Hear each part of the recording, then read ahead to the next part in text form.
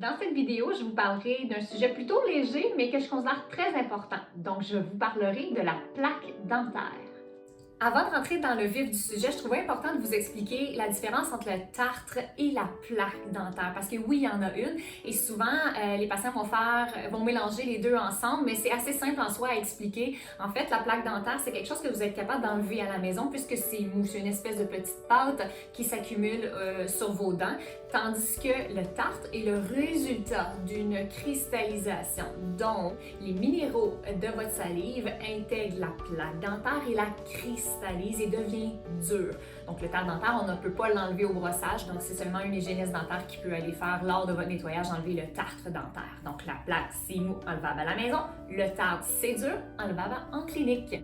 Maintenant que vous êtes capable de différencier la plaque du tartre dentaire, je trouvais ça important de rentrer un peu dans la définition. Donc, la plaque dentaire, c'est une fine couche, une pellicule qui va venir s'apposer sur vos dents, naturelle, facettes en porcelaine, couronne, les plombages, oui, ça peut s'accumuler sur les plombages, les ponts et ainsi que les implants. Le biofilm et ou la plaque dentaire va avoir une apparence un peu jaunâtre, blanchâtre, voire parfois orangée. Il est important de comprendre que la plaque dentaire va créer tous les mots dans votre bouche, donc M-A-U-X. On parle entre autres de la cristallisation de la plaque, donc on parlait du tartre dentaire, donc ça provient de la plaque vers le tartre. Ça va aussi faire une inflammation au niveau des gencives si on n'enlève pas bien, donc on parle de la gingivite. Et par la suite, la plaque dentaire peut également aller atteindre les bactéries, atteindre votre système de support, donc ça se transforme en parodontite. Et évidemment, sans l'oublier, la plaque dentaire et les micro-organismes peuvent faire la carie. Donc oui, la plaque dentaire crée à peu près tous les maux dans votre bouche. La composition de la plaque dentaire. En fait, là-dedans, il y a de la salive, il y a les bactéries et leur milieu de vie. Quand on vient faire un bon soin d'hygiène dentaire à la maison, on brosse nos dents, on passe la soie dentaire, par exemple, on enlève la plaque dentaire. Celle-ci va revenir au bout de 8 à 12 heures s'accumuler sur les surfaces de vos dents.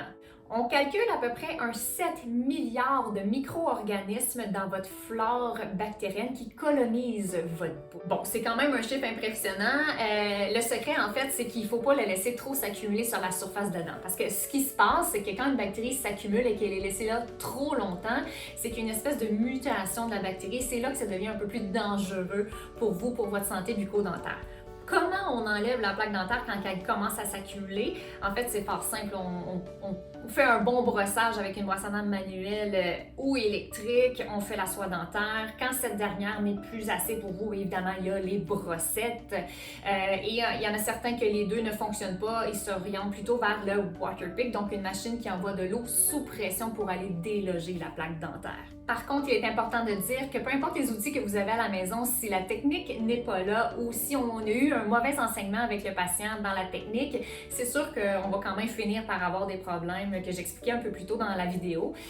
Alors, c'est important. Quand vous voulez avoir une nouvelle technologie à la maison, que vous voulez changer vos méthodes, vous pouvez prendre le temps avec votre hygiéniste dentaire pour qu'elle vous l'explique. Ça évite bien des problèmes dans le futur. Donc, n'hésitez pas à demander à votre hygiéniste dentaire qu'elle vous donne des conseils. Après tout, c'est notre métier de prévenir les choses en amont. Donc, ça termine ma vidéo. Alors, si vous voulez aimer, partager cette dernière, alors je vous invite fortement à le faire. Entre-temps, vous pouvez me suivre sur Facebook et Instagram. Mon nom est Karine Saint-Onge, hygiéniste dentaire pour la clinique HDK et je vous souhaite une magnifique journée. À la prochaine!